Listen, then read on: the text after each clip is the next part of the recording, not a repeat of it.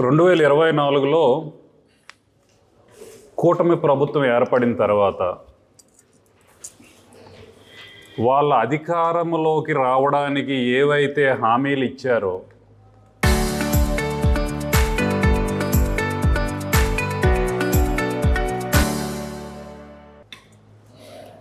ఆ హామీలు నెరవేర్చలేక ప్రజలు వాళ్ళపైన పెట్టుకున్న ఆశలు వమ్ము చేసిన పరిస్థితి అధికారంలోకి వచ్చిన కొద్ది నెలలకే రాష్ట్రంలో ఒక వాతావరణం ఏర్పడింది. అక్కడ కొద్ది రోజుల్లో కృష్ణాలో భారీ వరదలు రావడం, ఆ విపత్తు నిర్వహణలో ప్రభుత్వ వైఫల్యం స్పష్టంగా కనిపించినప్పుడు ఈ అంశాలని ఎట్లా డైవర్ట్ చేయాలి అని చెప్పేసి స్వయంగా ముఖ్యమంత్రి నారా చంద్రబాబు నాయుడు గారు సెప్టెంబర్ 2024 18 సెప్టెంబర్ అనుకుంటాను, ఎటువంటి ఆధారాలు లేకుండా ఒక రాజ్యాంగబద్ధమైన పదవిలో ఉన్న వ్యక్తి ఒక మాట్లాడాలంటే దానికి ఒక బేసిస్ ఉండాలి. ఏమీ లేకుండా సాక్షాత్తు శ్రీ వెంకటేశ్వర స్వామి వారి ప్రసాదంలో ఉపయోగించే నెయ్యి కల్తీ జరిగిందని చెప్పేసి, అది కూడా గతంలో ఉన్న ప్రభుత్వ హయాంలో ఇట్లాంటివి జరిగాయని చెప్పేసి ఒక ఆరోపణ చేశారు. దరిమిల జరిగిన పరిణామాల్లో ఒకప్పటి మా పార్టీ నాయకులు సుబ్బారెడ్డి గారు సుప్రీంకోర్టు వారిని కోరడం జరిగింది. ఇటువంటి ఆరోపణలు వస్తున్నాయి, వీటిపైన సమగ్రమైన విచారణ జరిపి ప్రపంచవ్యాప్తంగా ఉన్న హిందువుల మనోభావాలు దెబ్బతిన్న సందర్భం ఏర్పడింది కాబట్టి వీటిపైన క్లారిఫికేషన్ ఇవ్వగలరని చెప్పేసి ఒక దర్యాప్తుకి తమంతట తామే వెళ్ళి కోరడం సుప్రీంకోర్టు తలుపు తట్టడం జరిగింది. చేసిన తప్పుడు మాటలకి ఆపండి దయచేసి, చాలు. ఇంకా దేవుడి విషయంలో భక్తుల మనోభావాలతో ఆడుకున్నది ఇంకా చాలు. రాజకీయ ప్రయోజనాల కోసం ఇంతకంటే ఈ వయసులో మీరు ఇంతకంటే దిగజారడం బాగోదు. రాజకీయాల నుంచి రిటైర్మెంట్ తీసుకునే సమయంలో గౌరవంగా రిటైర్మెంట్ తీసుకుంటే హుందాగా ఉంటుంది. కేవలం జగన్మోహన్ రెడ్డి గారు అనే ఒక వ్యక్తిని టార్గెట్ చేయాలని చెప్పేసి ఇంత నీచమైన ఆరోపణలు. సరే, టీటీడీలో ఏవైతే టెస్టింగ్ మెథడ్స్ ఫాలో అవుతున్నారో గత కొన్ని సంవత్సరాలుగా అవే ఫాలో అవుతున్నారు. పోనీ ఆ శాంప్లింగ్స్ ఏమన్నా బయట టెస్టింగ్ చేసినప్పుడు అది కూడా ఎక్కడ తీశారు? NDRI, NDDB, one of the finest institutes, labs. అవి దేశంలోనే కాదు ప్రపంచ స్థాయి స్టాండర్డ్స్, ఎఫ్ఎస్ఎస్ఐ స్టాండర్డ్స్ ఉంటాయి. ఆ స్టాండర్డ్స్లో రన్ చేసే ల్యాబ్స్లో ఒక రిపోర్ట్ వచ్చింది అని అంటే మొరర్లెస్ అది ప్రామాణికంగా ఉంటుంది. మధ్యలో కోర్టులు ఏమని చెప్పాయి? ఇటువంటి అంశాలపైన ఆధారాలు లేకుండా మాట్లాడొద్దని చెప్పినప్పటికీ కూడా ఇంకా మేము మాట్లాడిందే కరెక్టు, ఇంకా ఏదో జరిగిపోయిందని చెప్పేసి మీడియా ముఖంగా కానివ్వండి, ఫ్లెక్సీ హోర్డింగ్స్లో కానివ్వండి, మా పార్టీ నాయకులను టార్గెట్ చేస్తూ మాట్లాడడం అనేది దిగజారుడుతనమే కాదు, అది రాజకీయంగా దిగజారుడే కాదు, నైతికంగా కూడా పతన దిశగా వాళ్ళు ఆలోచిస్తున్నారని చెప్పేసి ఈ సందర్భంగా తెలియజేసుకుంటూ, కొన్ని ముఖ్యమైన డేట్స్లో జరిగిన ట్యాంకర్స్ టీటీడీ ల్యాబ్స్లో ప్రైమరీగా శాంప్లింగ్లో టెస్టింగ్ చేసినప్పుడు మైనర్ డీవియేషన్స్ ఉన్నప్పుడు ఆ ట్యాంకర్స్ని వెనక్కి పంపారు. వెనక్కి పంపితే 27 జూలై 2024 తెల్లవారుజామున శ్రీకాళహస్తిలోని రాఘవేంద్ర స్టోన్ క్రషర్ వైష్ణవి డైరీకి 2 కిలోమీటర్ల దూరంలో తీసుకొని వెళ్ళి పార్క్ చేశారు. తర్వాత అవే ట్యాంకర్స్ మళ్ళీ లోపల తీసుకొని వచ్చి ఉపయోగించారు. ఇది ఎప్పుడు జరిగింది? మీరు అధికారంలో ఉన్నప్పుడు కాదా?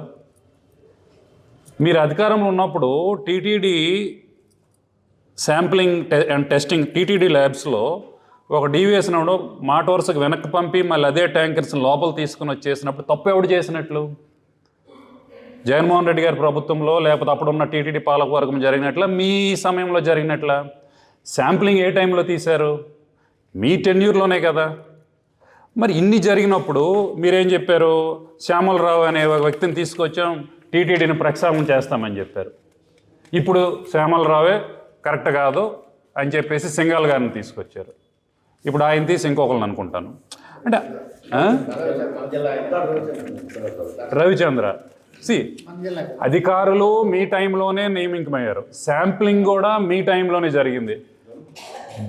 మీరు అసలు అంతిమంగా మీరు ఏం చేయాలనుకుంటున్నారు? జస్ట్ బికాజ్ జగన్మోహన్ రెడ్డి గారు క్రిస్టియన్ కాబట్టి అతని మతానికి వ్యతిరేకంగా హిందూ మతం మీద ఏదో చేస్తాడని చెప్పి సిట్ విచారణలో కొద్ది రోజుల క్రితం వాళ్ళకి రిపోర్ట్ సబ్మిట్ చేశారు. మిత్రులందరికీ నేను ఒక్క రిక్వెస్ట్ ఏంటి అని అంటే, చంద్రబాబు నాయుడు గారు చేసిన ఆరోపణ ఏంటి? తిరుపతి లడ్డూలో ఉపయోగించే నెయ్యిలో ఏమన్నారు వాళ్ళు, జంతువుల కొవ్వు, పంది కొవ్వు, గొడ్డు మాంసం కలిసిందని చెప్పి ఒక ఆరోపణ చేశారు. ఎటువంటి ఆధారం లేదు. రీసెంట్ ఇన్వెస్టిగేషన్లో ఏం తేలింది? ఆ రిపోర్ట్లో ఎటువంటి కల్తీ కొవ్వు కానీ మాంసము కానీ కలవలేదని చెప్పి తేలింది. దీని అర్థం ఏంటి? చంద్రబాబు నాయుడు గారు ఇన్ ద ఫస్ట్ ప్లేస్ మొదట అబద్ధం ఆడారని చెప్పేసి ఆ రిపోర్ట్ తెలియజేస్తుంది. సరే, ఆ రిపోర్ట్లో తీసుకున్న శాంపిల్స్, రిపోర్ట్ ఇన్వెస్టిగేషన్ తీసుకున్న శాంపిల్స్, ఆ నెయ్యి ట్యాంకర్స్ ఎప్పుడు సప్లై అయినాయి? ఈ ప్రభుత్వం ఏర్పడిన తర్వాత. వాటి నుంచి తీసిన శాంపిల్స్ పైనే కదా. అంటే బేసికల్గా తేడా ఎక్కడ జరిగిందని, మీ ప్రభుత్వం ఏర్పడిన తర్వాతనే తీసుకున్న శాంపిల్స్. తీరా ఆ శాంపిల్స్లో ఏమన్నా జంతువుల కొవ్వు కానీ ఏమైనా అవశేషాలు ఉన్నాయంటే అవి లేవు. మరి ఇటువంటి సందర్భంలో ఇన్ని వేల లక్షల కోట్ల మంది భక్తుల యొక్క మనోభావాలు దెబ్బతిన్న సందర్భంలో కూడా కోర్టులో ఒక రిపోర్టు సబ్మిట్ చేసిన తర్వాత ఇంకా మీరు గతంలో మాట్లాడిన మాటలని సమర్థించుకునే తీరుగా ఇప్పుడేవో కెమికల్స్ ఉన్నాయని చెప్పేసి, కెమికల్స్ ఉన్నాయని రిపోర్ట్లు ఎక్కడ పేర్కొనలే. సో మిత్రులందరికీ కూడా ప్రెస్ నోట్ కూడా రిలీజ్ చేస్తాం. వాళ్ళు క్లెయిమ్ చేస్తున్న కెమికల్స్ అని చెప్పేసి ఎక్కడ రిపోర్ట్లో ఏమని చెప్పారు రిపోర్ట్లో? These are the findings which are subjected to, అంటే రకరకాల టెస్టింగ్ మెథడ్స్లో సబ్జెక్టెడ్ ఫర్ కరెక్షన్.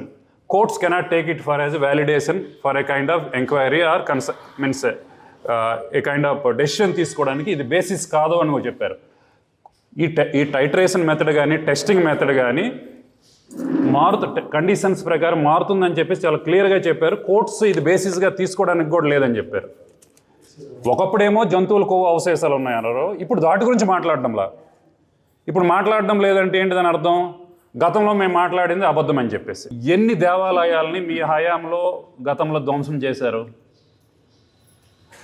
నేను ఈ మధ్యన వార్త ఒకటి వస్తుంది, విజయనగరం రామతీర్థంలో అనుకుంటారు, శ్రీరాముని విగ్రహాన్ని ధ్వంసం చేసిన వ్యక్తికి సీఎంఆర్ఎఫ్లో మీ ప్రభుత్వంలోనే రిలీఫ్ ఇచ్చినారు. అంటే మీరు ఏం చేయాలనుకుంటున్నారు? అంతిమంగా తప్పు మీ వాళ్ళతోనే చేయిస్తారు, ఆ తప్పుని ఇంకొకరి మీద వేసి ఎంటర్టైన్మెంట్ చూస్తారు. దానికి తోడు దేవుడిని రాజకీయాలకు ఉపయోగించుకోవడం అనేది ఐ డోంట్ నో వాళ్ళు ఎటువైపు వెళ్తున్నారు అనేది వాళ్ళ ఆత్మసాక్షి సమాధానం చెప్పుకోవాల్సిన పరిస్థితి వస్తుంది. ఇంకొక ముఖ్యమైన అంశం ఏంటంటే బోలేబాబా డైరీ అట. బోలేబాబా డైరీ నుంచి వచ్చిన ఈ ఘీ అనేది కంటామినేట్ అయ్యిందని చెప్పేసి బోలేబాబా డైరీకి అప్రూవల్స్ ఎప్పుడు వచ్చినాయి తెలుసా సార్? 2019 మార్చి 6న టెక్నికల్ క్వాలిఫికేషన్ ఇచ్చారు. అప్పుడు ఎవరు అధికారంలో ఉన్నారు సార్? మీ ప్రభుత్వమే కదా. అన్ని కారణాలు మీ వైపు చూపిస్తే ఏళ్ళు ఇట్లా చూపిస్తున్నట్లుంది. మిస్టేక్స్ మీ టెన్యూర్లో జరిగినాయి, శాంప్లింగ్ మీ టెన్యూర్లో జరిగినాయి, అధికారులు మీకు అనుకూలమైన అధికారులు మీరు వేసుకున్నారు. మీరు ఇన్వెస్టిగేషన్ జరిపిన ఆ టీమ్ ఆఫ్ ఆఫీసర్స్లో మీ గవర్నమెంట్లో ఉన్న అధికారులు కూడా భాగమై ఉన్నారు. అంతిమంగా వాళ్ళకు రిపోర్ట్ ఇస్తే ఇప్పుడు ఈ రిపోర్ట్ కాదట. ఈ రిపోర్ట్ కాదు మళ్ళీ వన్ మ్యాన్ కమిషన్ వేస్తారు. ఎన్ని వన్ మ్యాన్ కమిషన్లు చూడలేదండి. అంటే మీ మనసులో ఏదైతే దురుద్దేశం ఉందో అదొక రిపోర్ట్ రూపంగా తీసుకురావడానికి ఇప్పుడు వన్ మ్యాన్ కమిషన్ వేస్తున్నారు. దయచేసి చంద్రబాబు నాయుడు గారు ఇటువంటి డ్రామాలు ఇకపైన దయచేసి ఆపండి. ప్రజలు ఇప్పటికే విసిగిపోయి ఉన్నారు. మీరేం చేయాలనుకుంటున్నారు? ఇలాంటి ఇష్యూస్ అన్నీ తెర మీదకి తీసుకొచ్చి గుట్టు చప్పుడు కాకుండా వేరే వ్యవహారాలు చక్కదిద్దుకోవాలనుకుంటున్నారా?